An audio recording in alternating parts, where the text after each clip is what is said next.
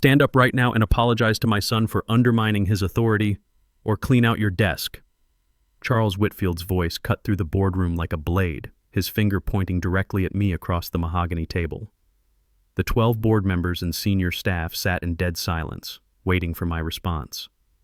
James Whitfield, Charles's 29-year-old son and our newly promoted operations director, smirked from his chair beside the executive team. "My name is Drew Patterson. I'm 49 years old." And that moment proved my 12 years as senior systems engineer at Titan Aerospace Defense meant nothing to the Whitfield family. Let me back up and tell you how this whole mess started 8 months ago. Back then, I ran the engineering department with a team of 10 solid engineers. We specialized in radar guidance systems for defense contracts, and I knew every circuit, every specification, every safety protocol by heart. After serving 7 years in the Air Force working avionics and then working my way up from junior engineer, I'd earned respect through actual work, not family connections. Then Charles hired his son James.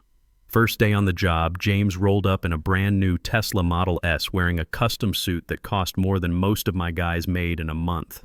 He had an MBA from Northwestern and exactly 0 real-world engineering experience. According to Charles, James was there to modernize our operations and bring innovative cost management to our aging processes. Red flag number 1. But I figured every boss's kid deserves a chance to prove themselves. "Drew, you'll be mentoring James," Charles announced during our department meeting. "Show him our processes. He's got some fresh ideas about optimizing efficiency." James's first fresh idea was reducing our environmental testing protocols by 50% to accelerate production schedules. When I explained that defense contracts require specific temperature and vibration certifications, he waved me off. "Look, Drew, I understand you're comfortable with traditional methods, but we need to embrace lean manufacturing principles. My father expects measurable improvements, not status quo thinking." That's when I realized we had a serious problem. This wasn't just nepotism. This was dangerous nepotism applied to military equipment manufacturing. Our company had been around for 28 years, building a solid reputation one contract at a time. We weren't some massive defense contractor, but we'd carved out a nice niche in radar components. Most of our contracts ran between $5 million and $15 million, steady work that kept 95 employees busy and the lights on. The real trouble started 4 months later when we landed the Lockheed Martin contract worth $22 million over 18 months. It was the biggest deal in our company's history. The contract specified manufacturing radar guidance components using military-grade hardened chips with specific temperature tolerance requirements from /40 degrees to +160 degrees and comprehensive vibration testing standards. James was assigned to lead the cost analysis phase while I handled technical specifications. His initial reports showed production costs 18% lower than my engineering assessments. When I questioned the numbers, he got defensive. "Maybe you're not seeing the optimization opportunities here, Drew. I've identified several process improvements that could save us hundreds of thousands while maintaining quality standards." I reviewed his analysis that evening. James had systematically replaced military-grade hardened chips with standard commercial components, reduced temperature tolerance requirements from 40 degrees to +160 degrees down to 25 degrees to +140 degrees, and cut vibration testing from 5 samples per batch to 2 samples per production run. These weren't optimizations. They were fundamental alterations that would produce radar systems 25% less reliable than contract requirements. "James, these changes violate basic engineering principles. Commercial chips can't handle the extreme conditions that military aircraft encounter. Pilots will die if this equipment fails during combat missions. That's your interpretation. My analysis shows commercial components can meet performance requirements at significant cost savings. My father agrees we need to think strategically about profit margins." I scheduled an emergency meeting with Charles the next morning. "Drew, I appreciate your concerns, but James has identified legitimate opportunities for improvement. His cost projections show we can increase our total profit margins from 8% to 23% while delivering a product that meets all essential requirements." I spread the technical specifications across his desk. "Charles, these aren't improvements. These are component substitutions that will fail Pentagon inspection and violate federal contract terms. We'll face criminal fraud charges if we submit equipment that doesn't match approved specifications." Charles leaned back in his leather chair. "I think you're being overly conservative. James has advanced business training from one of the top MBA programs in the country. He understands strategic considerations that pure engineering perspectives might miss. I understand that commercial chips fail at 35 degrees while military-grade components maintain functionality down to 50 degrees. No MBA program changes basic physics. Charles's expression hardened. Drew, I'm going to say this once. James represents the future direction of this company. If you can't adapt to new methodologies, then perhaps it's time to consider whether you're the right fit for our evolving organization. The threat was clear. Accept James's dangerous modifications or find another job. Here's where it gets really interesting, though. Over the following 2 months, things escalated in ways I never expected. James started attending my engineering meetings uninvited, contradicting my technical assessments in front of my team. He'd send emails to Lockheed procurement officials with revised specifications, copying me as if I'd approved the changes. When federal inspectors asked technical questions during site visits, James would defer to me, then later blame any confusion on my unclear communication style. You know what really got to me? Watching my team's morale crumble. 2 of my best engineers, Steve Rodriguez and Amanda Foster, requested transfers to other departments. Not because they'd lost confidence in my abilities, but because James had made it clear that association with resistant personnel would impact their career advancement opportunities. My team shrank from 10 engineers to 8, while James's influence expanded throughout the organization. The guy was systematically destroying everything we'd built over the years. But here's the thing about working in defense contracting. You develop a certain paranoia about documentation. Everything has to be traceable, accountable. So I started keeping detailed records of every interaction with James and Charles. Call it old Air Force habits. The breaking point came during preparation for the major Pentagon compliance review scheduled for December 15th. I'd spent 4 weeks documenting why James's component substitutions would compromise safety and violate contract specifications. The night before our presentation, I was working late when I heard voices from the main conference room. Something about the tone made me stop and listen.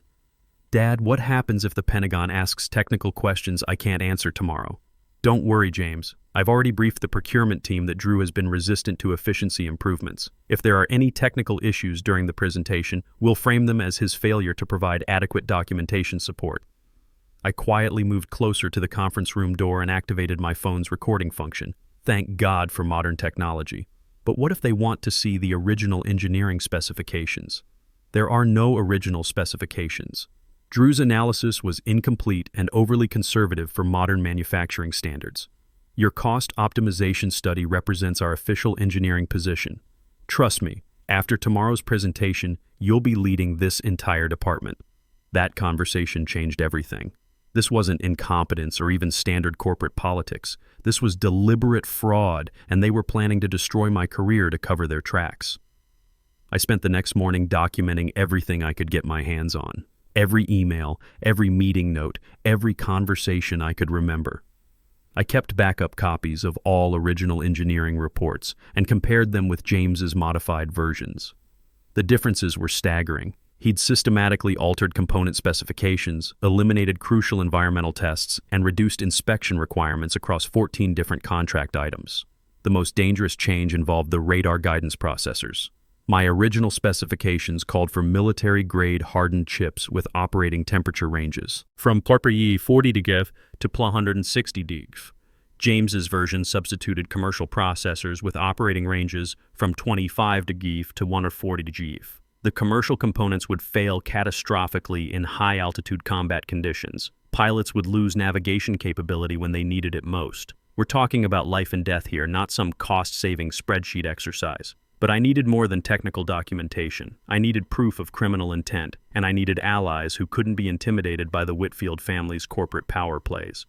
That evening I stayed late again, positioning myself outside the conference room when I heard Charles and James preparing for the Pentagon presentation. Just follow the presentation outline, Charles was instructing. If they ask technical questions you can't answer, explain that Drew was responsible for engineering briefings but failed to provide comprehensive documentation. What if they want to see the original specifications? There are no original specifications. Drew's analysis was incomplete and overly conservative for modern manufacturing standards. Your cost optimization study represents our official engineering position. Perfect. I had them on record planning to commit fraud and frame me for their failures. But something Eric Martinez from IT Security told me the next day made the situation much more serious than I'd realized. "Drew, we need to talk. Not here at the office.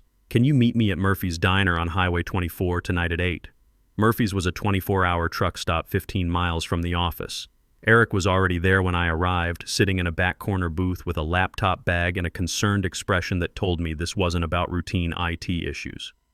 "We have a serious problem," he said without preamble. "Charles has been monitoring your computer activity, your emails, your phone calls from the office. He's been building a surveillance file on you for the past 3 months. Eric opened his laptop and showed me activity logs.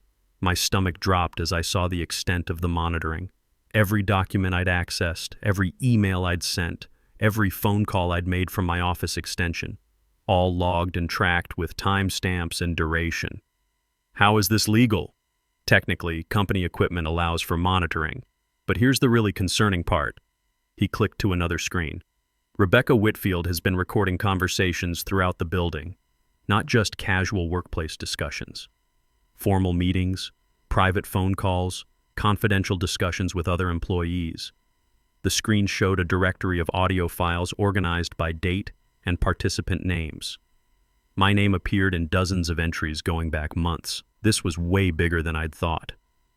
This goes beyond normal corporate surveillance," Eric continued, clicking through more files. "Rebecca has been systematically collecting information on anyone Charles considers a potential threat, including Patricia Williams, our primary investor." "What kind of information on Patricia?" "Financial records, private communications, details about her investment strategy. Charles has been building leverage files on the entire board of directors." I stared at the surveillance data. This wasn't just nepotism or fraud. This was systematic corporate espionage designed to maintain control through blackmail and intimidation. "Eric, why are you showing me this?" "Because you're not the first target. Over the past 2 years, Charles has systematically pushed out 3 other senior managers who questioned his decisions. He replaces experienced personnel with family loyalists, then uses surveillance data to control anyone who objects to his methods. What happened to the other managers?" Thomas Anderson from Quality Control was forced out after Charles discovered personal financial problems and threatened to report them to federal security clearance authorities. Lisa Martinez from Procurement quit after Rebecca recorded her complaining about James's inexperience. Eric closed the laptop. "Charles doesn't just fire people who oppose him, he destroys their careers and ensures they can't find work elsewhere in the defense industry." "What do you want me to do?" "Fight back. But you'll need more than engineering reports and recorded conversations. You'll need someone with enough influence to challenge Charles directly." That's when Eric told me about Patricia Williams' background. She wasn't just our biggest investor. She was a former Pentagon procurement officer with 12 years' experience in defense contract oversight. More importantly, she maintained active security clearances and ongoing relationships throughout the Pentagon procurement system. Patricia has been asking questions about our recent performance metrics for the past 2 months. She's noticed discrepancies between reported costs and actual deliverables. I think she suspects something is wrong, but she doesn't have concrete evidence. Can you arrange a meeting? Already done. Tomorrow, 2 p.m. at Riverside Coffee downtown. She thinks you're briefing her on technical specifications for her investment review. Patricia Williams wasn't what I expected. At 56, she looked more like a retired college professor than a major defense contractor investor. But when she studied my engineering documentation at Riverside Coffee the next afternoon, her questions revealed the sharp mind of someone who understood both Pentagon procurement and corporate fraud. "Drew, these component substitutions aren't just cost-cutting measures. They're systematic contract violations that could result in federal criminal charges." She compared James's modified specifications with my original reports. "If these altered specifications were submitted to Pentagon procurement, we're looking at conspiracy to defraud the government. Charles believes he can control the investigation through surveillance and pressure tactics. He's miscalculated." Patricia pulled out her own folder. "I maintain active relationships throughout Pentagon procurement. More importantly, I've been monitoring concerning trends in this company's performance metrics for the past 4 months. Delivery schedules have slipped 19% since James joined the organization. Quality control reports show increasing deviation from contract specifications. Most troubling, our profit margins have increased while our actual material costs should be rising due to inflation. You think Charles has been manipulating financial reports beyond just the Lockheed contract? I think this fraud extends much deeper than component substitutions on a single contract. She handed me a financial analysis. James's efficiency improvements have supposedly saved $420,000 across 4 different Pentagon contracts over the past 6 months. That level of cost reduction is impossible without compromising quality or violating specifications. The numbers were damning. No legitimate engineering improvements could generate those savings without fundamental changes to materials, processes, or safety protocols. Patricia, what do you need from me? Complete documentation of all specification changes, recorded evidence of criminal intent, and testimony from other employees who've witnessed this fraud. Can you provide those? I have recorded conversations between Charles and James planning to blame me for their specification violations. Eric Martinez has documented their surveillance operation, but we'll need more than just my word against theirs. Leave that to me. I have contacts who can arrange for an unannounced Pentagon compliance audit, but we need to be prepared for Charles's counterattack. That's when Patricia explained Charles's leverage strategy in detail. He'd been collecting compromising information on board members, investors, and senior staff for years. Financial difficulties, personal problems, professional disputes, anything that could be used for blackmail or character assassination. He has files on everyone, including me. Financial records from my divorce, details about my consulting contracts, even personal communications with Pentagon contacts. Richard's prepared to destroy anyone who threatens his operation. Then how do we stop him? We get federal authorities involved before he can deploy his blackmail files. Once criminal investigators start asking questions, Charles's leverage becomes worthless. He can't blackmail federal agents. Patricia's plan was elegant but risky. She'd contact her Pentagon procurement friends and request an immediate compliance audit of the Lockheed contract. Federal investigators would discover the specification violations and demand explanations. When Charles tried to blame me for the discrepancies, we'd present our evidence of his fraud conspiracy. The key is timing. Charles plans to announce James's promotion to engineering director at next Tuesday's board meeting. That's when he'll also announce your reassignment to advisory status. Corporate speak for forced retirement. Exactly. We'll let Charles commit himself to defending James's fraudulent specifications in front of the entire board. Then we'll present evidence that destroys their credibility completely. The trap was set. I spent the weekend preparing everything we'd need. Eric provided copies of all surveillance logs and audio recordings Rebecca had collected. I compiled side-by-side comparisons of original specifications versus James's modifications for all 14 affected contract items. Most damaging was the recording of Charles and James planning to frame me for their specification violations. Monday morning, Charles seemed unusually confident. He spent the day meeting privately with board members, presumably building support for James's promotion. Rebecca shadowed me constantly, attending meetings I hadn't invited her to, taking notes on every conversation. Tuesday morning arrived with unseasonable snow. The Pentagon audit team had arrived the day before, 3 technical specialists and 2 criminal investigators. They set up in our main conference room while employees whispered nervously throughout the building. Patricia had worked her magic with remarkable efficiency. At 2 p.m., Charles called the board meeting that would determine everyone's fate. Ladies and gentlemen, we're facing an unfortunate situation created by miscommunication and resistance to necessary modernization efforts. Charles stood at the head of the boardroom table, projecting confidence despite the federal investigation happening down the hall. James Whitfield has done exceptional work optimizing our processes and identifying cost savings across multiple contracts. Unfortunately, some senior staff have been resistant to these improvements. James beamed from his seat beside the executive team, still believing his father could control the narrative. The kid had no idea what was coming. Before we discuss James's promotion to engineering director, I want to address the federal investigation. This audit resulted from complaints by a disgruntled employee who disagreed with management decisions. Patricia spoke from across the table. Charles, are you referring to Drew Patterson's technical concerns about specification violations? I'm referring to Drew's inability to adapt to modern engineering practices and his attempts to undermine James's legitimate improvements. Those aren't improvements, I said, standing up. They're dangerous modifications that violate federal contract terms and safety requirements. I connected my tablet to the room's display system. I believe this evidence will clarify the actual situation. What I showed them was devastating. Side-by-side comparisons of original specifications versus James's modifications. Component reliability reductions, eliminated environmental tests, compromised temperature tolerance standards. Every change violated both contract requirements and basic engineering principles. These modifications were made without my approval and submitted to Pentagon procurement under my name as reviewing engineer. James jumped up, his face flushed. Those are preliminary efficiency studies. Drew approved all final optimizations after our engineering reviews. Actually, I said, pulling out my phone, that's not what you told your father. I hit play, and James's voice filled the room. Dad, what happens if the Pentagon asks technical questions I can't answer? Then Charles's unmistakable voice. Don't worry, James. I've already briefed them that Drew has been resistant to efficiency improvements. If there are technical issues, we'll frame them as his failure to provide adequate support. The room went completely silent. Board members stared at Charles in shock. You could hear the ventilation system humming.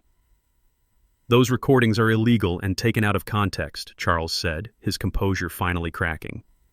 No, said a voice from the back of the room. They're evidence of conspiracy to commit fraud. Inspector Williams walked in with 2 federal agents. We've completed our preliminary review. Mr. Charles Whitfield, Mr. James Whitfield, and Mrs. Rebecca Whitfield, you're under arrest for conspiracy to defraud the United States government. What happened next was swift and decisive. Federal agents secured all company computers and phones. Charles and James were handcuffed and escorted out while Rebecca collapsed in her chair, finally understanding that Charles couldn't protect her from federal prosecutors. James kept looking back at his father as they led him away, like he still couldn't believe this was really happening. The golden boy finally learning that Daddy's influence had limits. Patricia approached me as the agents finished collecting evidence. The board will need immediate leadership for the engineering department. Are you interested in the position you should have had years ago? 6 months later, I'm sitting in what used to be Charles's office, reviewing specifications for upgraded radar testing equipment.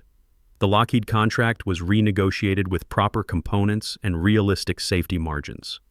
Our engineering team expanded from 8 to 14 engineers, all hired based on competence rather than family connections. Charles pled guilty to federal fraud charges and received 3.5 years in federal prison plus $4.2 million in fines and restitution. James was banned from government contracting permanently and faced multiple civil lawsuits from affected military units. Rebecca lost her security clearance and accepted a plea deal for cooperation in exchange for probation. The real victory wasn't their punishment, though. It was rebuilding trust with Pentagon procurement and proving that experienced engineering judgment matters more than MBA cost optimization theories. Eric got promoted to Chief Information Officer and implemented comprehensive cybersecurity protocols. Patricia joined our board as chairwoman, ensuring proper executive oversight going forward. Most importantly, we now hire veterans, community college graduates, and state university engineers who understand that military equipment isn't about profit margins. It's about bringing pilots home alive. If you've dealt with workplace nepotism or corrupt management, document everything and find allies who value integrity over politics. Sometimes fighting a broken system means taking risks that privileged kids will never understand. Experience beats education when lives depend on your work. And sometimes doing what's right means standing up to people who think family connections matter more than professional competence. That's my story. Drew Patterson, VP of Engineering Operations, Titan Aerospace Defense. Still here, still fighting for quality over shortcuts. Still making sure our equipment works when it matters most.